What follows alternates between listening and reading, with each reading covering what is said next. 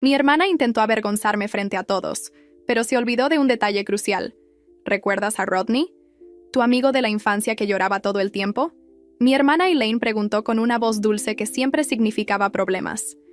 Me siento tan terrible de que nunca lo inviten a nada, continuó. Como estás soltera, ¿por qué no lo llevas como tu acompañante? De esa manera, al menos no estarás sola en mi boda. Casi me reí. Se sentía mal por él después de casi ahogarlo en la piscina cuando éramos niños y reírse cuando él lloraba con su mamá. Lo dudaba, pero aún así accedí a su petición. Rodney siempre fue un chico agradable, aunque se escondía detrás de mí cuando lo molestaban y lloraba todo el tiempo. Pero no me di cuenta de que mi hermana Elaine tenía algo más en mente hasta que olvidó colgar la llamada correctamente. La escuché volver a reírse con una amiga en su laptop. Mi hermana realmente va a llevar a Rodney. ¿Puedes creerlo? Le dije que lo llevara por bondad, y ella realmente se lo creyó. Espera hasta que todos la vean entrar con ese perdedor llorón. Verán cuán desesperada y patética es su vida amorosa comparada con la mía. Mis ojos se abrieron de par en par. Caí directo en su trampa, y si me retractaba ahora, estaba segura de que ella lo voltearía y me haría parecer mezquina y celosa, así que rastreé a Rodney a través de viejos contactos de la escuela, e inmediatamente le conté todo, pensando que al menos podría salvar a uno de nosotros de la vergüenza. Cuando lo llamé, sonó genuinamente sorprendido, pero aún así aceptó venir. Aprecio que te preocupes por mí, pero no te dejaré pasar por esto sola. Además, no he ido a una boda en años, dijo. Esto podría ser divertido. El día de la boda estaba preparada para el desastre. Incluso había practicado respuestas ingeniosas para cuando la gente se riera de Rodney. Entonces, sonó el timbre. Abrí esperando ver al mismo chico escuálido con lentes gruesos y alergias crónicas. En cambio, estaba cara a cara con un tipo que parecía Henry Cavill, de 1,88 metros con un traje perfectamente ajustado. Hola. Estoy buscando a Rodney, dije nerviosa moviéndome. Sí, soy yo. ¿Lista para ir?, respondió el guapo tipo. Mi cerebro no podía procesar lo que estaba viendo. Este no era Rodney. Claro, todos tuvieron un pequeño cambio desde la escuela secundaria, pero nada como esto. Cállate, tú no eres el llorón de Rodney. Él sonrió. Bueno, ya no soy un llorón. Pero si ayuda, el traje me hace ver un poco diferente. Pero no era el traje. Incluso cuando entramos al salón de bodas, todas las cabezas giraron. Algunas mandíbulas cayeron tan bajo que casi golpearon la alfombra. El falso saludo dulce de mi hermana murió en sus labios. Rodney. Sus ojos se abrieron como platos. Hola, Elaine. Han pasado años. Gracias por invitarme a tu boda. Nadie podía concentrarse en la ceremonia. No con Alto y Guapo sentado cerca del pasillo, robándose completamente el espectáculo. Mi hermana se veía furiosa. Intentó recuperar su plan durante la recepción, diciéndoles en voz alta a sus damas de honor cómo Rodney solía llorar durante la clase de educación física. Pero Rodney estaba listo. Me miró con una expresión suave y dijo calurosamente: por eso tuve suerte de tener a esta chica ayudándome con mis ataques de pánico. Era como un ángel. Mi hermana no tuvo más opción que sonreír y estar de acuerdo con el cumplido mientras sus damas de honor hablaban de lo dulce que yo era. Lo intentó de nuevo más tarde durante los brindis de la boda, mencionando cómo Rodney solía ser metido en los casilleros, pero él solo se rió. Y ahora apenas quepo en uno, dijo, señalando sus músculos. Todas las chicas cercanas se desmayaron. Entonces sacó su carta final. Mencionó sus extraños dibujos de anime y cómo probablemente todavía lo veía como un nerd. Pero la cara de su nuevo esposo se iluminó. Oye, yo también soy un gran nerd del anime, sonrió. La cara de Elaine se arrugó. ¿Qué? Nunca me dijiste que veías dibujos animados. Rodney y yo nos reímos al lado, viéndolos tener su primera pelea como recién casados. Las cosas solo empeoraron cuando mi madre llevó a Ella aparte y habló emocionada sobre Rodney, preguntando: ¿por qué no me dijiste que tu hermana estaba saliendo con alguien tan exitoso? Y durante el primer baile, nadie prestó atención a la novia y el novio. Los ojos de todos estaban en Rodney mientras bailaba conmigo. Elaine finalmente estalló y me acorraló en el baño. Está bien, suéltalo. ¿Dónde encontraste a este actor? Este no es el verdadero Rodney. Pero cuando traté de explicarle que realmente era el llorón Rodney, se negó a escuchar y simplemente me arrastró de vuelta a la recepción. Le pidió al DJ que se detuviera y colocó el reflector sobre nosotros. Todos están curiosos. ¿Cuál es su pequeña historia de amor? Esperaba que admitiera que todo esto era solo una farsa, un engaño. Pero Rodney intervino y tomó el micrófono. Me llamó de la nada. Honestamente estaba sorprendido porque había querido salir con ella desde que éramos niños. Simplemente nunca tuve el coraje, pero esta boda finalmente me dio la oportunidad, dijo, mirándome directamente. Sentí mi corazón acelerarse mientras toda la sala estalló en aplausos. No pudo hacer nada más que reír incrédula de que su malvado plan la convirtiera en la mejor casamentera. Pero el verdadero shock llegó a la mañana siguiente. Elaine me envió una foto del anuario de Rodney de su escuela secundaria. La persona en la foto era completamente diferente del hombre que había sido mi acompañante. Cara completamente diferente, altura diferente. Interesante elección de cita, escribió. Me pregunto qué le pasó al verdadero Rodney. Me giré para mirar al hombre que todavía dormía en mi cama. Si no eres Rodney, ¿quién eres? ¿Y qué le pasó a Rodney? Me dio esa sonrisa maligna. Todo mi cuerpo se enfrió mirando esa sonrisa. Mi teléfono seguía vibrando en la mesita de noche, pero no podía apartar la mirada de su cara. Este hombre en mi cama no era Rodney, nunca lo fue. Mi mano comenzó a temblar mientras agarraba mi teléfono y vi 3 mensajes de Elaine con una foto del anuario adjunta. El chico en esa foto no se parecía en nada al tipo que estaba sentado en mis sábanas ahora. Obligué a mi voz a mantenerse firme, aunque mi corazón latía tan fuerte que podía escucharlo en mis oídos. ¿Quién eres? ¿Cuál es tu verdadero nombre? Se estiró como si fuera una mañana normal y me dio esa sonrisa calmada que me erizó la piel. Mi nombre es Carson. Imaginé que te darías cuenta antes. Honestamente, lo dijo tan casualmente como si estuviéramos hablando del clima. Lo miré fijamente esperando más explicaciones. Se sentó contra mi cabecera viéndose completamente cómodo.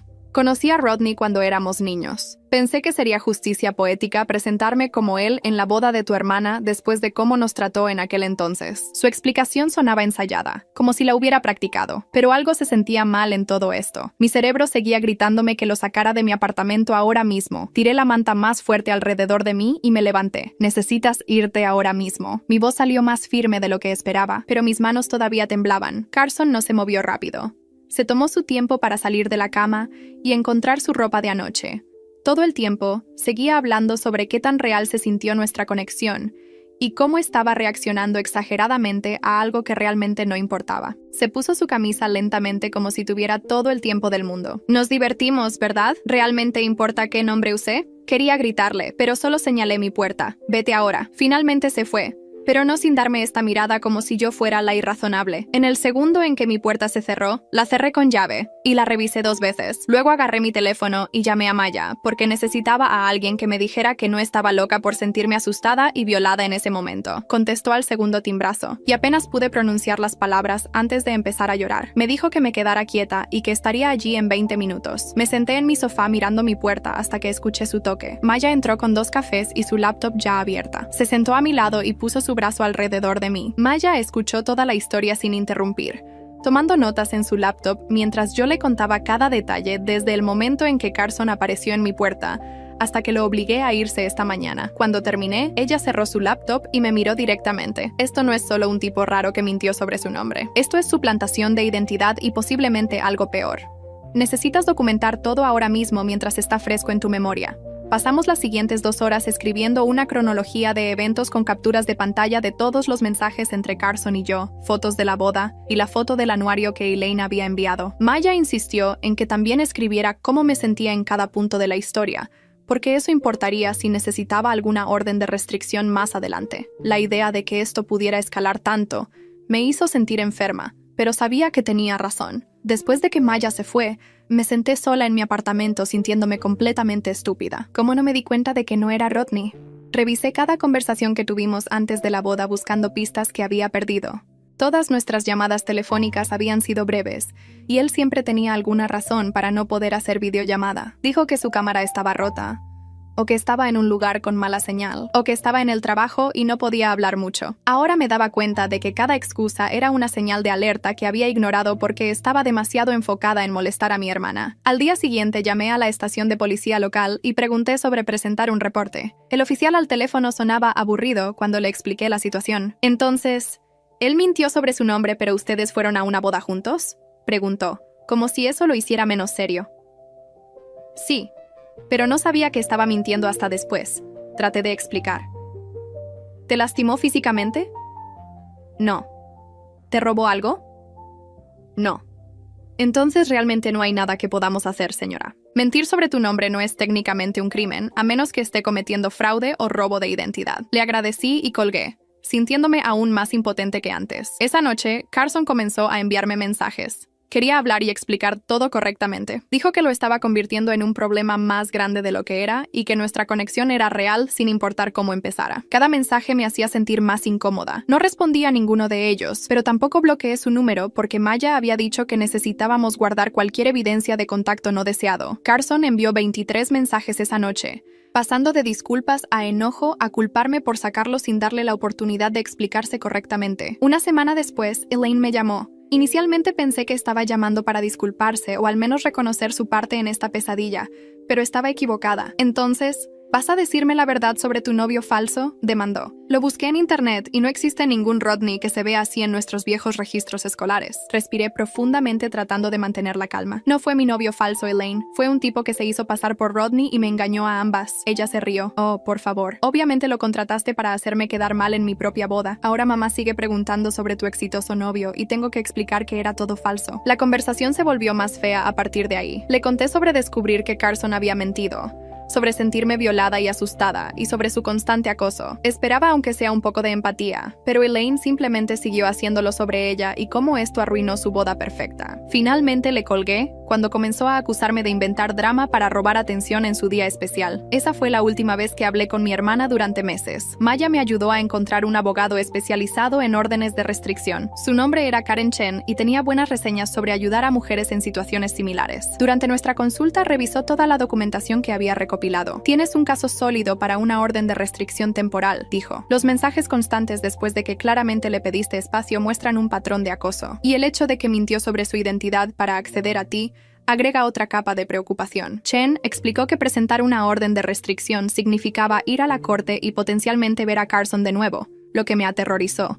Pero también dijo que era la mejor manera de crear un registro legal si su comportamiento escalaba. 2 semanas después de la boda, presenté una orden de restricción temporal. La audiencia estaba programada para 3 semanas después. Durante esas 3 semanas, Carson descubrió sobre la orden porque el tribunal tenía que notificarlo. Sus mensajes se volvieron más frecuentes y más perturbadores. No podía creer que estuviera haciendo esto por un simple malentendido. Dijo que estaba arruinando su vida sobre nada y que me arrepentiría de hacerlo su enemigo. Guardé cada mensaje como evidencia, pero leerlos me hacía sentir enferma. Maya sugirió que me quedara en su lugar hasta la audiencia, pero no quería dejar mi apartamento por miedo. En cambio, instalé cerraduras adicionales en mi puerta e instalé una cámara en mi campanilla. Cada ruido afuera de mi apartamento me hacía saltar. Dejé de salir excepto por el trabajo y los mandados esenciales. Mis amigos notaron que me había vuelto paranoica y retraída, pero no sabía cómo explicarles que cada hombre alto con cabello oscuro que veía en público me hacía congelar de pánico. El abogado Chen me ayudó a prepararme para la audiencia, haciéndome pasar por todas las preguntas que Carson o su abogado podrían hacer. Me advirtió que probablemente trataría de hacer que pareciera que yo había consentido todo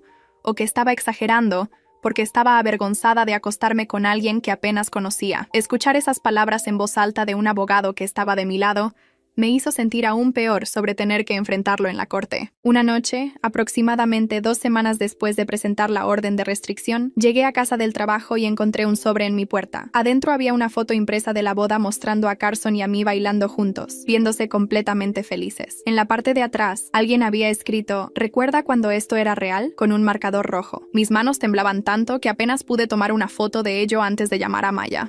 Ella vino inmediatamente y llamamos a la policía para reportar que Carson había violado la distancia requerida de la orden temporal al dejar algo en mi puerta.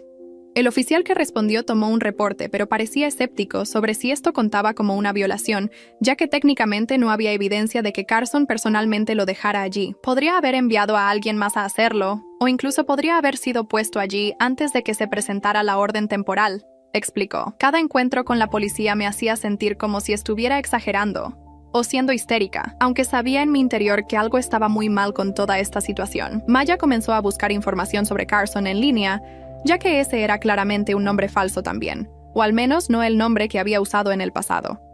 Encontró varios perfiles de redes sociales con su foto, pero todos tenían nombres ligeramente diferentes. Carson Matthews, Carson Mitchell, Carl Matheson. Cada perfil contaba una historia de vida diferente, pero todos usaban fotos similares del mismo hombre. Esta fue una señal de alerta masiva de que Carson, o como sea que realmente se llamara, tenía un patrón de crear identidades falsas. También encontró un artículo de noticias local de hace 2 años sobre un hombre llamado Carl Anderson que había sido arrestado por hacerse pasar por un médico en una aplicación de citas. La foto del arresto se veía sospechosamente similar a Carson, aunque el ángulo hacía difícil estar completamente segura.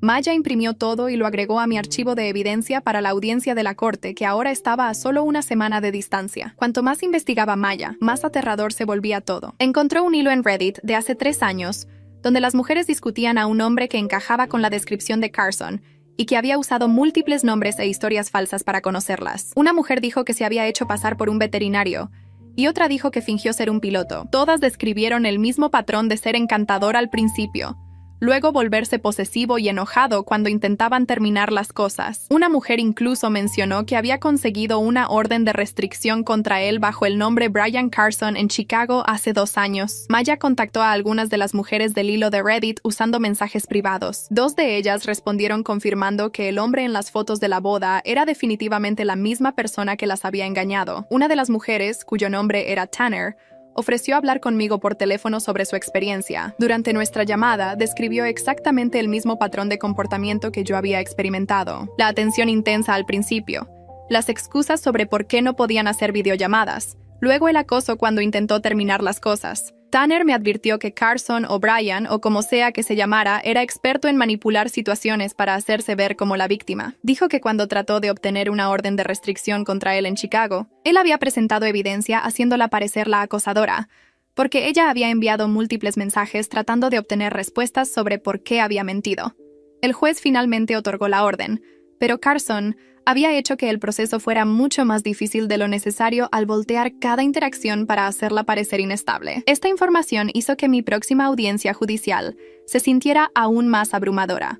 Sabía que Carson intentaría exactamente la misma táctica conmigo, y probablemente usaría el hecho de que había ido voluntariamente a la boda con él como evidencia de que yo había consentido toda la situación. Chen, mi abogado, me aseguró que el hecho de que múltiples mujeres hubieran experimentado el mismo patrón en realidad fortalecía mi caso, no lo debilitaba. Sugirió que viéramos si Tanner estaría dispuesta a proporcionar una declaración escrita sobre su experiencia con la misma persona. Tanner aceptó escribir una declaración, y también me conectó con un investigador privado llamado James, que se había especializado en rastrear estafadores de identidad. James aceptó trabajar en mi caso por una tarifa reducida después de escuchar sobre múltiples víctimas. En 3 días había rastreado el verdadero nombre de Carson como Carl Brandon Mitchell, de 34 años, con condenas previas por fraude y suplantación de identidad en 2 estados diferentes. James encontró que Carl había cumplido 18 meses en prisión hace 4 años por hacerse pasar por un asesor financiero y estafar a mujeres mayores con miles de dólares. Toda esta información hizo que la situación se sintiera tanto validante como aterradora. Validante porque probaba que no estaba exagerando sobre qué tan peligroso era este tipo. Aterradora porque me di cuenta de que había dormido junto a alguien con un extenso historial criminal de engañar y lastimar a las personas. James explicó que Carl probablemente había elegido hacerse pasar por Rodney después de investigar mi vida en redes sociales y darse cuenta de que mi hermana estaba teniendo una boda. Fue un ataque oportunista en lugar de algo aleatorio. La noche antes de la audiencia judicial, apenas pude dormir. Seguía repasando todo lo que Chen me había dicho que dijera y me preocupaba que me congelara o dijera algo equivocado. Maya se ofreció a venir conmigo para apoyo moral y le agradecí. Habiendo a alguien en la sala que creía en mí, hacía que toda la situación se sintiera ligeramente menos imposible. La mañana de la audiencia, me vestí de la manera más profesional posible, tratando de verme seria y creíble. Chen me había advertido que la apariencia importaba en la corte incluso cuando no debería. Nos encontramos en el tribunal 30 minutos antes para repasar todo una última vez. Ella tenía copias organizadas de cada mensaje, cada foto, el reporte policial sobre el sobre en mi puerta, la declaración de Tanner y el reporte del investigador sobre el historial criminal de Carl. Carl llegó con su propio abogado, viéndose completamente tranquilo y confiado, como si esto fuera solo un ligero inconveniente en su día. Me miró a través de la sala con esta pequeña sonrisa que me hizo sentir enferma. Su abogado era una mujer bien vestida que inmediatamente comenzó a presentar moción tras moción, tratando de retrasar el procedimiento o hacer que se desestimara el caso. Chen había anticipado esto y tenía contraargumentos listos para cada objeción. Cuando el juez finalmente nos llamó, mi corazón latía tan fuerte que estaba segura de que todos en la sala podían escucharlo. Chen presentó nuestro caso primero, organizando metódicamente toda la evidencia y explicando el patrón de comportamiento. Enfatizó que Carl había usado intencionalmente una identidad falsa para acceder a mí, y que su acoso continuo después de que terminé las cosas demostraba que representaba una amenaza continua. El abogado de Carl trató de argumentar que toda la situación era solo un malentendido romántico que salió mal, Afirmó que Carl había usado un apodo en lugar de su nombre completo, pero que nunca pretendió dañar a nadie. Ella trató de hacer parecer que yo estaba avergonzada de haber dormido con él, y ahora estaba tratando de castigarlo por eso, presentando acusaciones falsas. Escucharla torcer todo de esa manera me hizo sentir violada de nuevo, pero Chen me había preparado para esto, y me recordó que respirara y me mantuviera calmada. Cuando fue mi turno de hablar, me enfoqué en los hechos. Expliqué cómo Carl se había puesto en contacto haciéndose pasar por alguien de mi pasado, cómo había evitado consistentemente cualquier videollamada, y cómo solo descubrí la mentira después de haber dormido con él. Describí los 23 mensajes en una noche después de pedirle espacio y el sobre inquietante dejado en mi puerta.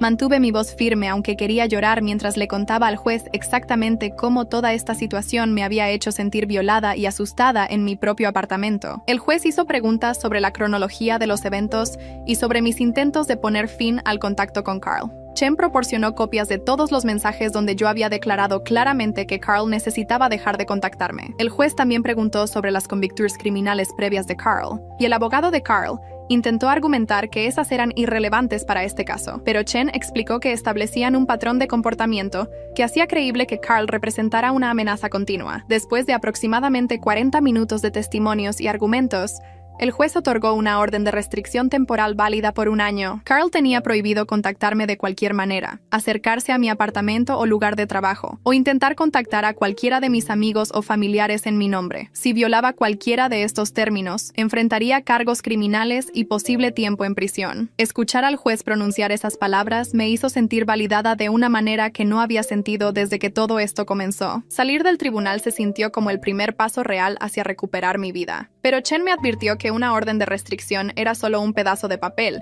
y que necesitaba continuar siendo cautelosa sobre mi seguridad. Me sugirió cambiar mi número de teléfono, variar mi rutina diaria y considerar tomar un curso de autodefensa. Todas estas sugerencias me hicieron darme cuenta de cuánto esta situación había alterado permanentemente cómo necesitaba moverme por el mundo. Maya había estado esperando afuera de la sala del tribunal y me abrazó cuando le dije que habíamos ganado. Fuimos a tomar un café después, y por primera vez en semanas me sentí como si pudiera respirar correctamente, pero esa sensación de alivio no duró mucho. Esa noche, comencé a recibir llamadas desde números bloqueados. Nadie hablaba cuando contestaba, solo colgaban después de unos segundos. No podía probar que era Carl, pero sabía en mis entrañas que era él probando los límites de la orden de restricción. Reporté las llamadas a la policía, pero como venían de números bloqueados, no había manera de rastrearlos hasta Carl directamente. El oficial sugirió que cambiara mi número de teléfono, lo cual hice al día siguiente. Durante aproximadamente 1 semana después de eso, las cosas estuvieron tranquilas. Comencé a sentirme esperanzada de que tal vez Carl finalmente se había movido a molestar a otra persona. Pero entonces encontré un auto desconocido estacionado en la calle, frente a mi edificio durante 3 noches seguidas. La primera noche, pensé que era solo una coincidencia. La segunda noche, tomé una foto de la placa y noté que el auto estaba estacionado en el mismo lugar exacto. La tercera noche, llamé a la policía para reportar actividad sospechosa.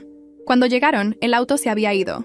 El oficial hizo un reporte, pero básicamente dijo que no había nada que pudieran hacer sobre un auto estacionado en una calle pública, a menos que pudiera probar que era Carl en el auto o que representaba una amenaza directa. Esa impotencia de saber que alguien estaba probablemente acechándome pero no poder probar nada era enloquecedora. Comencé a documentar todo en un diario con marcas de tiempo. Qué hora vi el auto, fotos de la placa, cualquier otro detalle que pudiera notar. James, el investigador privado, pasó la información de la placa y resultó que el auto estaba registrado a nombre de una compañía de alquiler, así que ni siquiera podíamos rastrear directamente a Carl.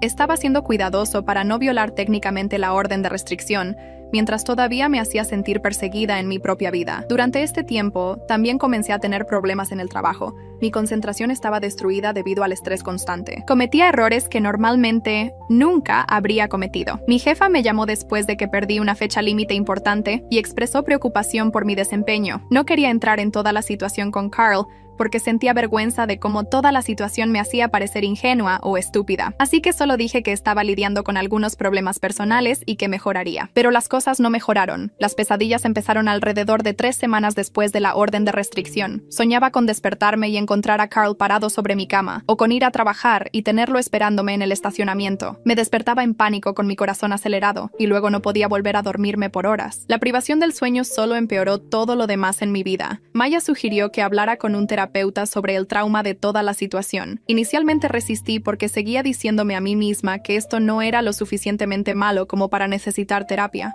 No es como si Carl me hubiera lastimado físicamente o algo así, pero Maya me señaló que el abuso emocional y psicológico era real y válido, y que lo que estaba experimentando sonaba mucho a TPT. Finalmente, acepté llamar a un terapeuta que se especializaba en trauma y abuso. El nombre del terapeuta era Justinta, y nuestra primera sesión fue difícil.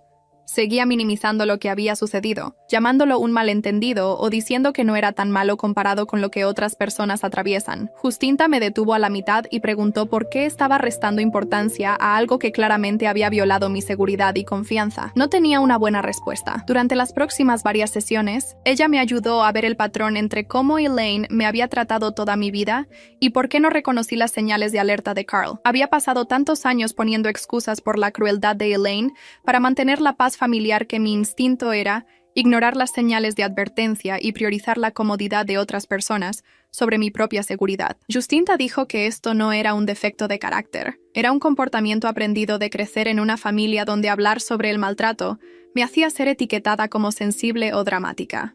En nuestra tercera sesión, le conté a Justinta sobre momentos específicos en que Elaine me había humillado mientras crecíamos, y como siempre lo había descartado como rivalidad entre hermanos o ella solo siendo competitiva. Ella preguntó qué pensaría si un amigo describiera a su hermana tratándolos de esa manera, y me di cuenta inmediatamente de que les diría que era cruel e inaceptable. De alguna manera nunca había aplicado ese mismo estándar a mis propias experiencias. Justinta me dio herramientas prácticas para reconocer tácticas de manipulación, como notar cuando alguien te hace sentir responsable por sus emociones, o cuando reescriben la historia para hacerte dudar de tu memoria. También me enseñó cómo establecer límites sin sentirme culpable, lo cual se sintió como aprender un idioma que debería haber conocido toda mi vida. El trabajo era incómodo porque significaba reconocer cuánto había tolerado y cómo eso me hizo vulnerable a alguien como Carl. El costo financiero de todo llegó fuerte alrededor de la semana 5, entre las tarifas del investigador de Tanner, la consulta legal, las nuevas cerraduras y una cámara de seguridad para mi apartamento y las sesiones de terapia continuas. Había quemado la mayoría de mis ahorros. Tomé cada turno extra que mi gerente ofreció y comencé a hacer trabajos secundarios los fines de semana solo para cubrir lo básico. Maya notó que me veía exhausta y ofreció prestarme dinero, pero lo rechacé aunque lo aprecié. Necesitaba probarme a mí misma que podía manejar esto de forma independiente sin depender de que alguien me rescatara. El estrés de trabajar 60 horas a la semana mientras procesaba el trauma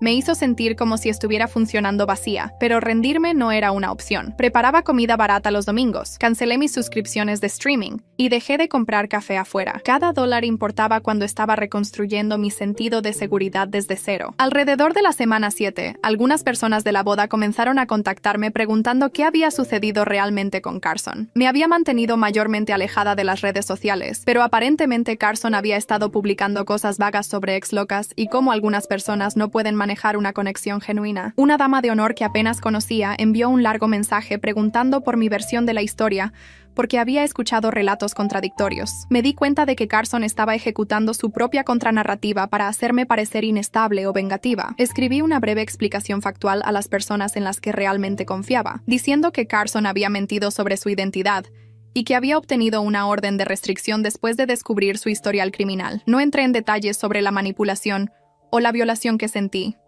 Solo me quedé con hechos que podían ser verificados. Con todos los demás, lo dejé ir. Algunas personas creerían la versión de Carson sin importar lo que dijera, y tratar de controlar la narrativa con conocidos que nunca volvería a ver no valía mi energía. Dolía saber que la gente pensaba que yo era el problema, pero Justinta me recordó que las personas que importaban confiarían en mí, y las personas que no me conocían lo suficientemente bien como para darme el beneficio de la duda no valían la pena preocuparse. 3 meses después de la orden de restricción, el detective Gregory llamó con noticias que cambiaron todo. Carl había violado su libertad condicional al contactar a una de sus víctimas anteriores a través de una cuenta falsa de redes sociales, y la mujer lo había reportado inmediatamente a la policía con capturas de pantalla. Su oficial de libertad condicional presentó un reporte de violación, y el juez revocó su libertad condicional, resultando en una sentencia de prisión de 4 meses. Gregory explicó que esto eliminaba la amenaza inmediata para mí y creaba un patrón documentado que seguiría a Carl si intentaba algo similar en el futuro. Saber que Carl estaba realmente enfrentando consecuencias se sentía surrealista después de meses de sentir que el sistema no podía realmente protegerme. Gregory dijo que el tiempo en prisión no era largo, pero enviaba un mensaje claro de que el comportamiento de Carl tenía repercusiones reales, y la violación en su registro haría que cualquier futura orden de restricción fuera más fácil de hacer cumplir. Agradecí a Gregory por mantenerme actualizada y por tomar la situación en serio desde el principio cuando me había sentido como si estuviera exagerando a todo. 6 meses después de la boda, hice un balance de dónde estaban las cosas. Mi apartamento tenía un nuevo sistema de seguridad con cámaras cubriendo la entrada y una cerradura inteligente que podía monitorear desde mi teléfono. La orden de restricción permanecía activa sin violaciones desde el tiempo de prisión de Carl, y había aprendido a dejar de saltar cada vez que recibía una notificación. La terapia con Justinta me estaba enseñando a confiar en mis instintos en lugar de anularlos para mantener a otras personas cómodas. Aunque todavía me sorprendía minimizando cosas a veces, mi relación con Elaine se mantuvo distante con límites claros que había establecido sobre no asistir a eventos familiares, donde ella jugaba a la víctima sobre nuestro distanciamiento. Mamá seguía tratando de suavizar las cosas, pero había dejado de explicarme y simplemente repetía que necesitaba espacio. Todavía tenía momentos de ansiedad sobre salir, y si alguna vez confiaría en alguien lo suficiente como para ser vulnerable de nuevo. A veces veía a un tipo alto con cabello oscuro, y mi corazón se aceleraba antes de darme cuenta de que no era Carl. La situación no se resolvió perfectamente con Carl, completamente castigado, o mi familia entendiendo mágicamente lo que atravesé. Pero había construido medidas de seguridad reales y estaba haciendo el trabajo continuo para sanar, lo que se sentía como el resultado más honesto que podía pedir. Ya no ignoraba las señales de alerta, ni sacrificaba mi seguridad para mantener la paz. Y ese cambio solo hacía que todo valiera la pena.